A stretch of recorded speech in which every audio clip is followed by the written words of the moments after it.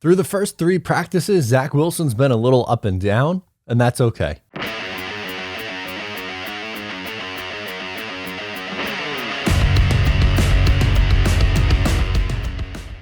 Hey, what's going on? I'm Matt O'Leary back with another video, and today I'll be talking about Zach Wilson through the first three practices of camp. Before we get started today, I just wanted to mention you can follow on socials at Matt O'Leary NY. If you haven't already, please make sure to check out the Just Jets podcast. New episodes drop every Monday. You can call in and leave me your questions. And last but not least, bonus content over on Patreon. Be sure to check that out. So Zach Wilson's been a little up and down. I think his best day was probably the first day. And the offense overall, I think the first day was a little bit better. But the last couple of days, the offense has been up and down. And you know what? That's okay for a few reasons. Number one, Zach Wilson's still a young player, and it's going to be like, you're not going to get him to come in and look phenomenal every single day. It's going to be a little bit up, a little bit down, a little bit up, a little bit down. And we're just hoping that in year two, the ups last a little bit longer than the downs, and there's more ups than the downs, but it's going to happen. And especially too, another thing, when there's no pads on yet, it's easier for the defensive line against the offensive line. So they have the advantage. So there's going to be more pressure. So the defense probably should look ahead of the offense right now. And also, like, do you really want one side of the football dominating? I don't. Because in 2020, if you remember, the defense was significantly beating up on the New York Jets offense. And then, Sam Darnold looked really bad, and the Jets went 2-14. So maybe it's not a bad thing that they're going a little bit back and forth so far. So yesterday, if you're into the box score stats of practices, he went 10 of 13, 3 touchdowns, 2 picks, 1 to Bryce Hall, excuse me. I'm going to do that a million times this year. Yes, Bryce Hall is allowed to intercept passes. He kind of threw it right to Bryce. And then the other one was a Jordan Whitehead interception in the red zone drill.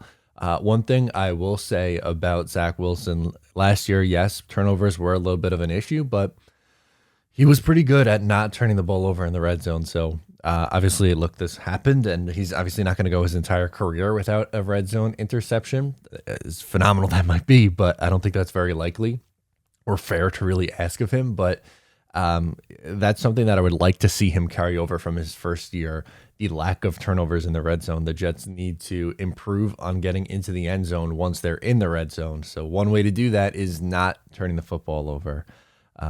He looks, I think I said this already too, but when the offensive line looks good, Zach has looked good, which that's kind of a no-brainer, right? I mean, a lot of the issues last year with this New York Jets team were when some of the backup offensive linemen were in. And Mekhi Becton missed the entire year. Now, to Morgan Moses' credit, he was pretty good, but right guard was an issue for a little bit. You had McDermott have to come in and play, which was a little bit on the scary side. So if the Jets offensive line, and they don't have Fant back right now, he's coming back slowly. He should be okay. And the plan is for him to be back and ready for when the pads come on next week. So they're just bringing him back a little bit slowly.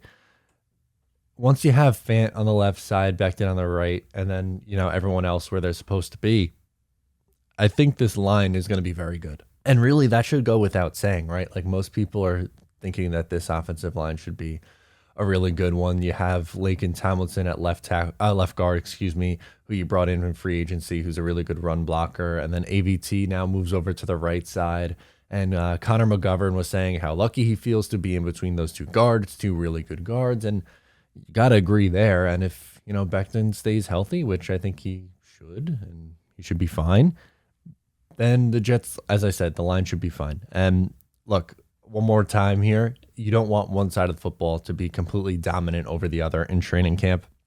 Now, today, fans will be there for the first time, so I'm excited to see some of the videos to come out. Unfortunately, I will not be there. I am not planning to go to any training camp. I might be going to one of the preseason games. Haven't really locked that in yet, but I wanted to go to the green and white scrimmage. I'll be away, though, during that time. So, unfortunately, I won't be there. I've been to the last 2 green and white scrimmages, I want to say. Maybe. I like going to those. Those are a lot of fun. So next year, obviously, I'd like to go back, but might have to instead hit up a preseason game. So Yeah, right now, Zach Wilson, a little up and down, which is fine. And throughout the regular season, there's going to be a little bit of ups and downs too. You just have to take them and hope that there are more ups and downs. It's going to happen. Not every single quarterback is going to light it up every single day. It's going to be okay. Pause, deep breath.